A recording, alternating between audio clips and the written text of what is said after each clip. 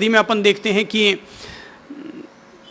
शरीर की चमड़ी फटने लग जाती है, गाल, होंठ ये सब फटने लग जाते हैं हवा के स्पर्श की वजह से। ज़्यादा तेज हवाएं चलती है, ठंडी हवाएं चलती है तो चमड़ी फटने लग जाती हैं।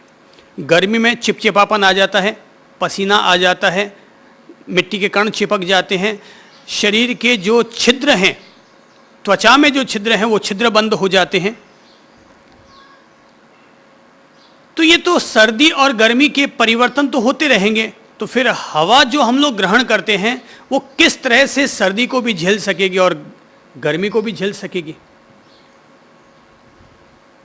जैसे कि कोई आदमी अगर कुल्फी खाएगा तो अत्यंत शीतलता महसूस होगी, पर सर्दी के वक्त में भी अगर आप सांस लेंगे तो क्या श्वास इतनी ठंडी महसूस होगी? शरीर का धर्म है कि जो हम श्वास लेते हैं शरीर उसे अपने आप ही समशीतोष्ण कर देता है, अर्थात एक ऐसे तापमान पर शरीर श्वास को ले आता है जितना तापमान शरीर का रहा करता है।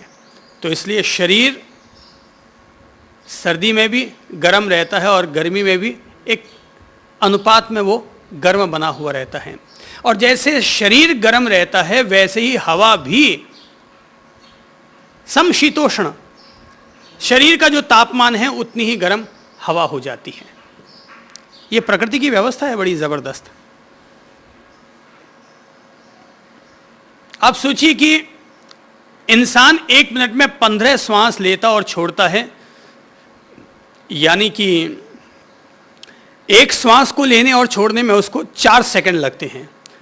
तो कुदरत की व्यवस्था समझिए कि 4 सेकंड में हवा को, ठंडी हवा है तो उसे वो गर्म कर देता है और गर्म हवा है तो उसे वो ठंडी बना देता है। अर्थात हीटर और एयर कंडीशन दोनों ही हमारे इस शरीर की व्यवस्था में लगे हुए हैं। अब ये ठंडी होती कैसे है, गर्म हो कैसे जाती है हवा? छलनी से छनने के बाद, बालों की छलनी से छलने के बाद, छनने के बाद जब हम श्वास भीतर जाती है तो हम देखते हैं जैसे ही अंदर हवा गई तो उसे सबसे पहले क्या मिलता है? अंदर में आर्द्रता, गीलापन, श्लेष्म, कफ। नासिका द्वार से लेकर के ठेठ हमारे श्वसन तंत्र, हमारे फेफड़ों तक ये कफ का गीलापन पूरे में बना हुआ रहता है। ये कफ की जो आर्द्रता है यही, क्योंकि कफ जुड़ा हुआ है शरीर के भाग से, तो शरीर होता है एक अनुपात में गर्म, तो कफ भी होता है गर्म। हवा जब भीतर जाती है तो ठंडी है हवा तो उसे गर्म कर देता है, और अगर हवा गर्म है तो उसको ठंडी कर देता है। इस तरह श्वास की जो प्रकृति है वो अपने आप ही समशीतोष्ण हो जाती है। फिर जब हमारी श्वास भीतर पहुंचती है, श्वास नलिका के जरिए हमारे फेफड़ों में जो नलिकाएं उतर रही हैं मुंह के रास्ते, नाक के रास्ते, तो 2 नलिकाएं हैं। एक है श्वसन नलिका, श्वास नलिका, और दूसरी है अन्न नलिका, भोजन नलिका। तो एक के द्वारा तो भोजन, पानी, पेय पदार्थ, खाद्य पदार्थ शरीर में उतरते हैं और एक के द्वारा श्वास भीतर उतरा करती है। श्वास जब भीतर उतरती है तो वो जैसे कोई एक पेड़ होता है, तो पेड़ के तना भी होता है, जड़ें भी होती हैं, डालियाँ, उपशाखाएं, पत्ते, फल। तो जिस तरह से पेड़ के हुआ करते हैं सभी तरह की शाखा उपशाखाएं, ऐसे ही जो हम श्वास लेते हैं, इस श्वास का जो हमारा श्वसन तंत्र है, ये फेफड़ों की व्यवस्था भी हमारे लिए ऐसे ही एक पेड़ की तरह है। भीतर में ये जो गुब्बारा है जो कि हमारे श्वास को ग्रहण करता है, इसके इर्द गिर्द इतनी ज़्यादा असंख्य मात्रा में बारीक बारीक श्वास को ग्रहण करने वाली और छोड़ने वाली बारीक बारीक नलिकाएं हैं, और करोड़ों करोड़ अंगूर कहलाते हैं। जो वायु कोश हैं इतने बारीक बारीक बारीक बारीक, ये गांठों की तरह महसूस होने वाले ये छोटे छोटे छोटे छोटे जौ के दाने जितने, मटर के दाने जितने, अंगूर के दाने जितने, ये जो वायु कोश कहलाते हैं हमारे फेफड़ों में व्याप्त रहने वाले, कहते हैं ये करोड़ों की तादाद में हैं। और ये सभी श्वास को लेने और छोड़ने में हमारी मदद करते हैं। तो श्वास हम लेते हैं तो इधर से दबाव बनता है, इधर से दबाव बनता है तो उधर हार्ट को दबाव मिलता है पंपिंग करने के लिए। ये बिल्कुल वैसे ही है जैसे कि लोहार की धौंकनी चलती है। तो ये जो हमारी श्वसन व्यवस्था है ये लोहार की धौंकनी की तरह है। जब ये चलती है ऊपर नीचे तो हार्ट पर आग का प्रेशर बनता है, प्राण वायु का प्रेशर बनता है।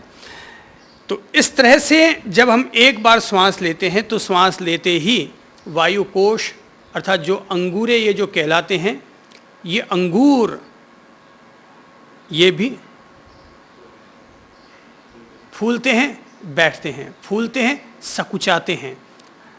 और बताती है करोड़ों करोड़ हैं। बताती है इनकी मात्रा इतनी ज़्यादा होती है कि इन अंगूरों को अगर बाहर निकाल कर बिछाया जाए तो 25 बाई 25 का कमरा वो पूरा का पूरा इन अंगूरों से आच्छादित किया जा सकता है। इतनी मात्रा में ये सारे अंगूर होते हैं।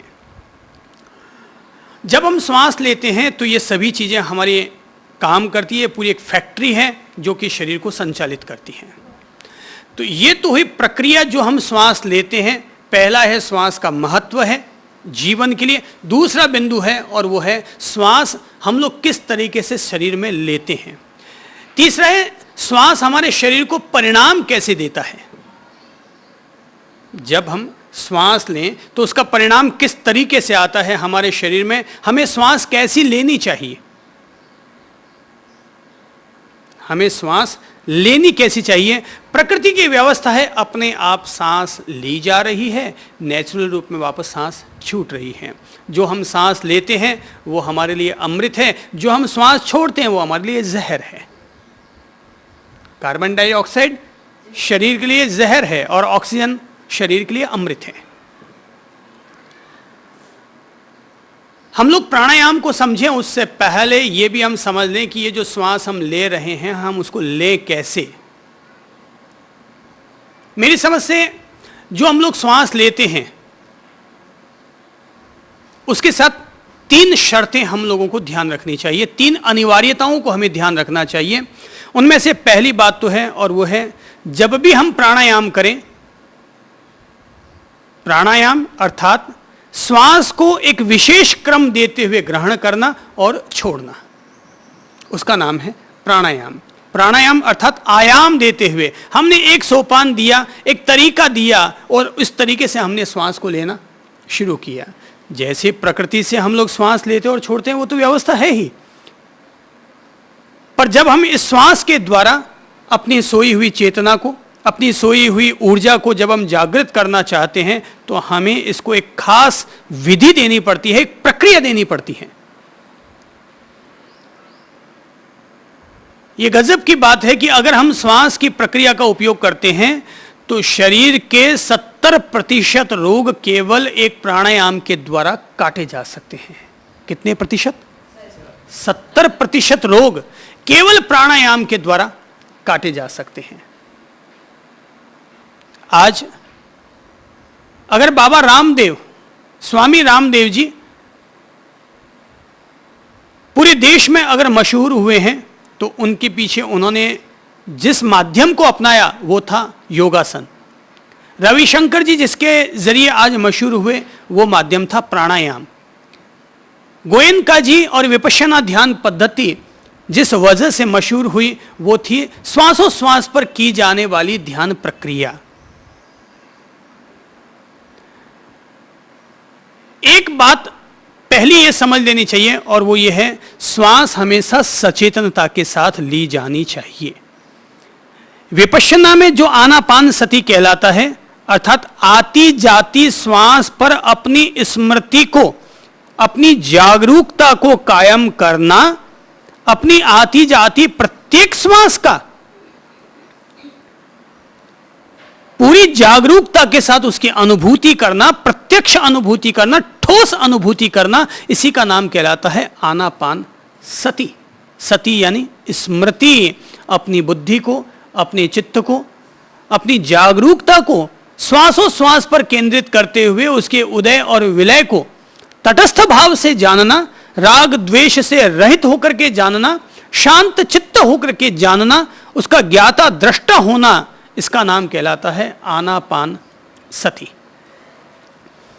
मेरी समझ से जब हम प्राणायाम करते हैं तो हमें पहली बात तो यह ध्यान रखनी चाहिए कि हमारा प्राणायाम सचेतन प्राणायाम हो, जागरूकता पूर्वक प्राणायाम करें, ताकि वो हमारे लिए प्रत्याहार की ओर ले जाने में मददगार बने, ध्यान में प्रवेश करवाने में हमारा प्राणायाम हमारे लिए सहयोगी बने। अगर हम सचेतन प्राणायाम करेंगे तो हमारे लिए प्राणायाम की मैं जो दूसरी आवश्यकताएं बता रहा हूं वो अपने आप सिद्ध हो जाएंगी। और जागरूकता पूर्वक नहीं करेंगे तो सांस केवल फूं फां करके अपन लोग 10-5 मिनट में बस केवल शरीर की लाइफ एनर्जी को, जीवनी ऊर्जा को जगाने में अपन सहयोगी बन सकते हैं, पर चित्त को केंद्रित करने में, मन की एकाग्रता प्राप्त करने में अपन लोग सफल नहीं हो सकेंगे। तो प्राणायाम के साथ जो जोड़ा जाना चाहिए बिंदु, वो पहला बिंदु है और वो है सचेतन प्राणायाम कीजिए, जागरूकता पूर्वक। प्राणायाम हम चाहे कोई भी करें, कपालभाति, भस्त्रिका, अनुलोम विलोम या उदर शुद्धि प्राणायाम, दिमाग शुद्धि प्राणायाम, जो भी अपन प्राणायाम का प्रयोग करें, पर यह ध्यान रखें कि मैं जितना भी प्राणायाम करूं, चाहे उसकी प्राणायाम की 20 आवृत्ति करें, चाहे 50 आवृत्ति करें, चाहे 2 मिनट करें, चाहे हम 20 मिनट करें, लेकिन होशपूर्वक, बोधपूर्वक, श्वास का अनुभव करते हुए हमें प्राणायाम करना चाहिए। पहली बात क्या है? पहली बात सचेतन प्राणायाम। दूसरी बात, प्राणायाम हम जब भी करें तो उसके साथ दूसरी अनिवार्यता को जोड़ें, और वो है श्वास हमेशा गहरी ली जानी चाहिए। श्वास हमेशा गहरी श्वास ली जानी चाहिए, क्योंकि गहरी श्वास ही व्यक्ति के मस्तिष्क से लेकर के और ठेठ पांवों तक अपना प्रभाव डालती है। सामान्य तौर पर हम जो अपनी सहज या मध्यम श्वास लेते हैं, उस श्वास का ग्रहण या प्रभाव केवल हमारे फेफड़ों तक पहुंचता है,